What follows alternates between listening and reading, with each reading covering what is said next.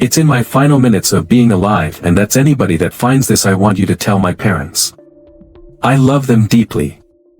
I'm very sorry for doing this to my brother Sinister. Okay. Eric and Emily. I love you guys deeply. I'm sorry for doing this route. I know I said I'd do myself. The truth isn't always what it seems at first glance. The man in the self-recorded footage wasn't someone burdened with guilt for his actions behind those misleading words of regret. Hid a far darker truth in the complete recording clip that follows. Watch how his fake pretense fades, revealing his true emotions. Alright. So I'm making this video because this I really don't know I'm trying to say, and just I'm breathtaking at what I've done, and I apologize. I know I'm gonna pay for my consequences. You know. I wish that I could have not done this. I just lost my mind. I snapped and I did what I did, and I gotta pay for it. Now my consequences. I'm like all shaky and stuff. Like it's anybody that finds this, tell my parents that like I love them. I'm very sorry for doing this, and there's nothing really else to say to everybody that it's probably gonna hate me for this. I'm sorry. And I had to do it. My mind just snaps. I couldn't control it anymore. That's it. It's the big world, buddy, in the world. I can't stand this place. This is Richard McCroskey, and what you just saw was his chilling confession recorded moments after he brutally ended the lives of 4 innocent people. When he spoke about the smell he could no longer take in, it was the smell of the dead bodies that were left to rot while he stood right between them to record his twisted apology on tape. The neighbors had started to notice the unbearable pain that was creeping from the house down the street. What they brushed off as the smell of a dead animal was far more horrifying. In reality, inside that house, a man, after brutally murdering the residents, had been living for days with their decomposing bodies. When Richard finally fled the crime scene, what he left behind was a blood-soaked horror that the police officers wouldn't have even noticed. When Richard finally fled the crime scene, what he left behind was a blood-soaked horror that the police officers wouldn't have even imagined in their darkest nightmares. Born on December 26, 1988 in California, the 20-year-old Richard Alden Samuel McCroskey had a troubled teenage due to bullying and family issues. With time, his fascination for dark music slowly turned into an obsession. Horrorcore, a music genre that revolves around explicit lyrics and dark themes like violence, murder, psychological horror, gangster, urban violence, and true crime, was feeding the darkness that was growing within Richard. His parents' separation in the summer of 2009 and his mother moving out took a toll on Richard. His teenage years weren't any better. He attended 2 high schools but eventually dropped out of both. He was bullied for being different. His weight, red hair, and outcast status made him a frequent target. By 2008, Richard was working as a part-time graphic designer and experimenting with making horrorcore rap music. One of the disturbing lyrics that he shared on MySpace using the name Seiko Sam was, "You're not the first, just to let you know I've killed many people and I kill them real slow. It's the best feeling watching their last breath, stabbing and stabbing till there's nothing left." It wasn't long before Seiko Sam put these disturbing fantasies into action, murdering the exact way he described it in his song lyrics. The interests and hobbies that Richard indulged in were shockingly disturbing and extremely explicit. Under the shield of his alter egos Lil Demon Dog and Seiko Sam, Richard would post underground horrors and talk about killing people with extremely gore and explicit details. The posters and horrorcore art he had in his room showed his obsession with the 1970s infamous serial killer David Richard Berkowitz, aka Son of Sam, who claimed a demon controlled his actions. While becoming a horrorcore rapper, Richard would spend endless hours alone in his room, absorbed in violent video games while blasting heavy metal and horrorcore music in the background. His chilling lyrics voiced the sinister thoughts in his head, urging him to kill over and over and to go on a brutal murder spree. Richard would even boast about vandalizing graves in his YouTube videos. "We defiled the grave and then lightning struck seconds ago. I think we're being warned, and now it's starting to rain. It's not my fault. Now it's starting to rain really hard, so peace." He would often take pictures at cemeteries and pose with axes close to his face while enjoying his celebrity status in the horrorcore online community, which gave him a platform to validate his inner demonic voices. Richard McCroskey crossed paths with 16-year-old Emma Niederbrock, another online member who shared his disturbing taste in music using the name Ragdoll. As her alter ego, Emma grew disturbingly close to Richard. Soon they were exchanging video messages, feeding off each other's dark interests. Alright, so you wanted a video, and you made me videos, so, and he said please, so I'll make you this video, even though I'm not gonna like do anything, because my room's kind of dirty, and yeah, I don't want to show you my dirty room. But this video is for Emma, because you just told me to say your name, so I don't know, I'll make you another video once clean, I promise. The shyness in his behavior and trembling voice are all signs of Richard being nervous and conscious about Emma judging him. As promised, he cleaned his room and made another video for her. Alright, this video is for you, Emma the ragdoll, amazing ragdoll, and I really don't know what to do for you on video, so I guess I'll show you my room a little bit if that's what you want to see. First off, we got my door, then we got my addiction for energy drinks, and then we got my small underground CD collection going on right here, and then I've got my wall of awesomeness, did I call it, lots of posters and flyers, and I had to mention them, and random stuff I hatchet on all the batteries. What started as a harmless internet friendship quickly spiraled into something terribly horrific, as their shared fantasies were soon turned into reality. Born on October 15, 1992, Emma Niederbrock lived with her parents Mark Niederbrock and Deborah Kelly in Farmville, Virginia. Her father was a pastor at Walker's Presbyterian Church, while her mother was a sociology and criminal justice professor at Longwood University. Homeschooled since middle school, Emma lived with her mother after her parents divorced in early 2009. Emma went through a similar rebel teen phase as Richard's. A girl who was described as a sweet, well-mannered child had changed her personality and appearance entirely. Her pink hair, Gothic-style clothing, and fascination with the violent, explicit world of horrorcore hinted at a shift that would soon take a much darker turn. What her parents believed to be a passing phase, dark heavy makeup and satanic aesthetics, was far from temporary. Emma had become deeply influenced by occult and dark themes. It was something very unsettling. By September 2009, Richard had mistaken the daily conversations as something more than just a friendship. He saw Emma as his girlfriend, even before they had met in person. She used to text him flirty messages, but no one knew how much she truly felt for him, especially considering what was about to happen. Emma's best friend, Melanie Wells, an 18-year-old from West Virginia, shared her passion for horrorcore. Both were rebellious teenagers who found peace in their unusual hobbies, photography, and styling themselves in gothic looks. Melanie, who went by the online persona Mrs. Free Abortions, used to post photos of herself in cemeteries and openly listed her unsettling interests in blood, lust, alcohol, and open graves. The two girls had attended several horrorcore festivals, enjoying the thrill of the dark and satanic world, when they learned about Strictly for the Wicked, an all-day horrorcore festival scheduled for September 12, 2009, they were quick to make plans.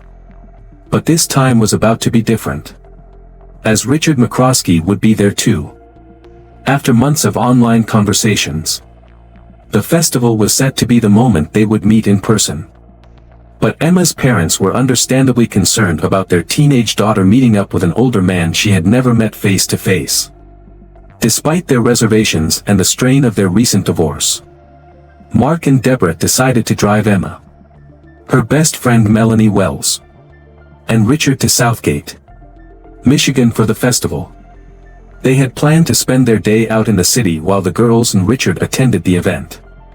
At this point, Mark and Deborah were unaware that Richard's infatuation with Emma would cross into dangerous territory. On September 6, Richard McCroskey departed California to reach Virginia for the long-awaited meeting with his online girlfriend. Emma Niederbrock could hardly wait to meet him. On September 7, she posted an affectionate message on his MySpace that read, "Next time you check your MySpace, you'll be at my house. I love you so much. Baby. Forever and for always." Richard was coming to live at her house in Farmville, because that was the only way Emma's parents had given her permission for the music festival. It's unclear if Richard arrived on September 7th or 8th, but it was several days before the concert. The festival doors were to open at 1 p.m. on September 12th. It was an odd move by Emma's parents to let a stranger live in their house for days, whose only real connection to their daughter was through shared interests in a dark subculture. With Melanie arriving at her house on the same dates, the trio was set to go on a 10-hour-long drive to the music festival with Emma's parents. The reality of their first meeting was anything but what Emma had imagined. As Emma laid eyes on Richard, the image she had built up from his MySpace photos was shattered. In person, Richard looked much shorter and younger than his age. For Emma, his oversized black hoodie, baggy cargo pants and greasy red hair across his forehead only added to his unappealing appearance. Her initial charm for Richard had disappeared, and both the girls soon seemed annoyed and disinterested by Richard's presence. Richard, who noticed Emma's changed behavior, believed that the festival's horrorcore vibe would remind Emma of the bond they shared online. But Richard's hopes soon came crashing down when Emma paid him little to no attention at the festival and was more interested in enjoying the concert with other people. Richard's frustration and jealousy began to take over his nerves when he noticed Emma's flirty behavior with other guys. The music festival wrapped up at 11 p.m. on September 12th, 2009. When driving back 600 miles to Farmville, the passengers of the car had no idea that this trip would set off a series of terrifying events. Melanie's disappearance after coming back from the concert marked the beginning of this disturbing case. She was last seen online on September 14th at 2:43 a.m. when she posted on her MySpace about the concert. It was highly unusual that neither her friends nor her family received any word from her after this post. This had raised alarm bells for her family, who were constantly trying to reach her. Then, on September 16th, the day Melanie was supposed to return home, her father, Thomas Wells, arrived at Emma's house. But no one answered the door. He decided to wait outside. After waiting for over 7 hours in his car, he left with a feeling that something was terribly wrong. Melanie's mother had gone frantic. She called everyone who might have seen Melanie, but all her calls went unanswered. The mother then reached out to the organizer of the festival, Andres Schrim, also known as Satanic in the horrorcore community. Back in 2009, the horrorcore rappers and fans were a close-knit community where almost everyone knew each other. Andres confirmed to Melanie's mother that he saw Melanie, Emma, and Richard at the festival and that they left with Emma's parents. Extremely worried by her daughter's disappearance, Melanie's mother again called Emma's residence. This time, Richard answered the phone and gave vague answers about Melanie's whereabouts. After this strange incident, Melanie's mother, Kathleen, knew in her heart that something wasn't right. She was sure that Richard was lying and hiding something. Kathleen's concern had reached a breaking point on the morning of September 17th. With no signs of Melanie, she decided to contact the Farmville police to do a welfare check on Emma's house. Richard met the police at Emma's home and told the officers that Emma and Melanie were out at the movies with Emma's mother, claiming to be Emma's boyfriend. Richard McCroskey dealt with the officers so confidently that they had no immediate cause for suspicion.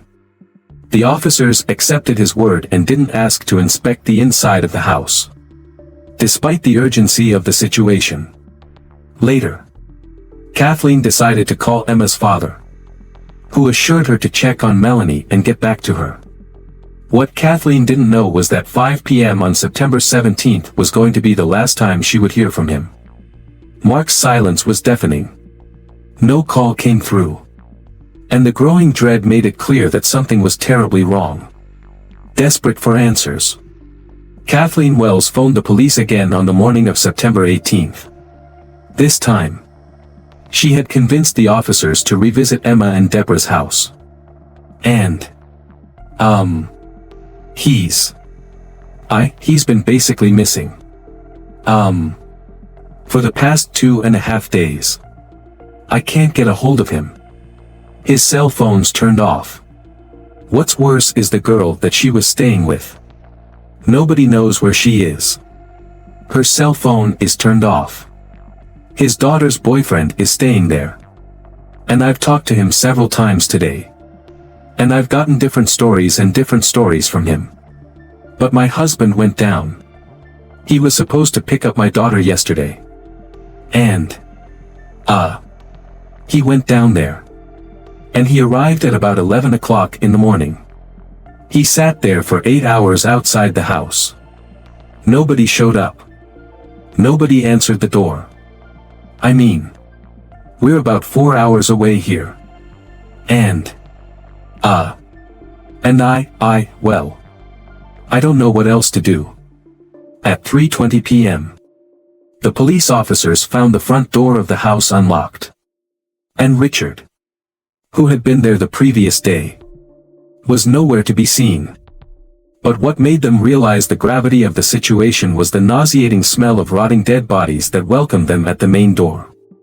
It was quite strange that the officers had missed this unmistakable smell during their earlier visit. Inside the house, the police were met with a chilling and horrific discovery. In what appeared to be Emma's bedroom downstairs, they were confronted with the spine-chilling sight of 3 lifeless bodies rotting in their pool of blood. This gruesome sight was enough to obtain a search warrant.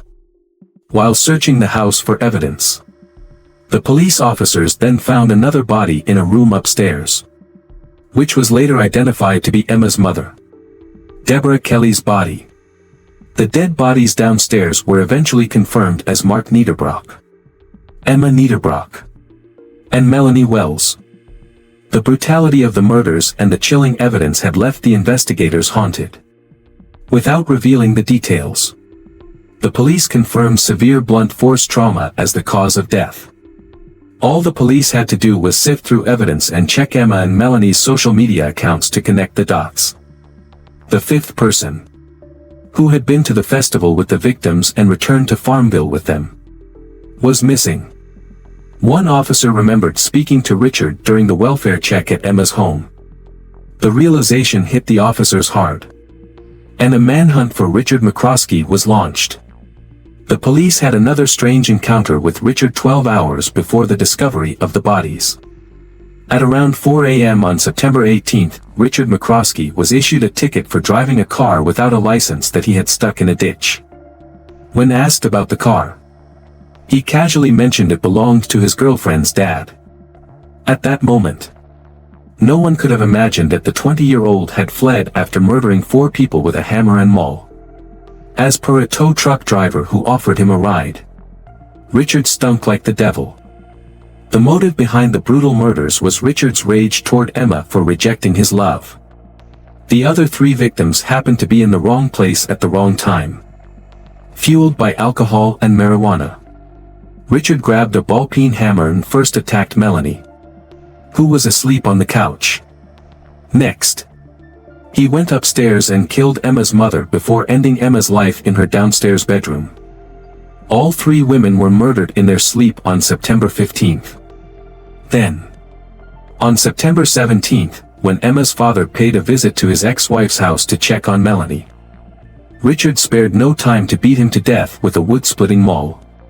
Richard, who had been living with the dead bodies for the past few days, then dragged Mark's and Melanie's bodies into Emma's bedroom. It was then that he had recorded himself contemplating suicide before stealing Mark's car and trying to flee back to California. Which is gonna be over there. You can see that. Yeah. I'm not gonna tell you what I'm gonna do because I'm sure you guys know what I'm gonna do. I'm really sorry. But, it came to this. But, I'm gonna get going and, do what I gotta do. I'm gonna pay my consequences. So, my last words before I go. F*** the world. Richard was caught on September 19th from the baggage claim area at the Richmond International Airport, charged with robbery, grand theft, and 6 counts of first-degree murder. He pleaded guilty to the murders and was sentenced to life in prison. Police arrested Richard Alden Samuel McCroskey III after they found him sleeping in Richmond's airport.